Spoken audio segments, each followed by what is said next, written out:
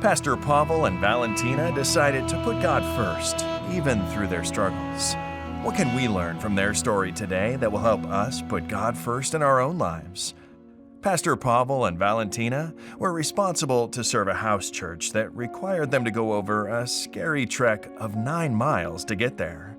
This risky trip made them tired and hungry, but it was impossible to find bread on store shelves in Sukhumi, capital of Georgia's breakaway region of Abkhazia. It was 1993 during an armed conflict between Georgian and Abkhaz forces that resulted in a major food shortage. There were few bakeries selling bread at night, but they were always sold out every time Valentina dared to make the risky trip. One day, after the worship service, Maya, a church member, offered Valentina some bread, but she refused to accept it. Maya, with a generous heart, insisted and cried. So Valentina divided the loaf into 2, half for her and half for Maya. Valentina and her husband were happy since they had not eaten bread for over 6 months. She was thinking of eating it with barley soup. On their way back home, they met an old, thin, and filthy woman begging for food, saying she was starving to death. Valentina remembered the joy Maya had experienced when she had shared the bread with her.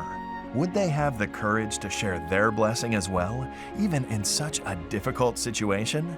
Valentina then opened her bag and shared the half loaf they had, and the old lady accepted in tears of joy. Valentina and Pavel continued on their way home with a joyful smile on their faces. This small and unique experience was greater than their hunger. Sometimes putting God first involves sharing what you have with others, even when resources are hard to come by. Pastor Pavel and Valentina put God first, despite the sacrifice. Their courage inspires us today.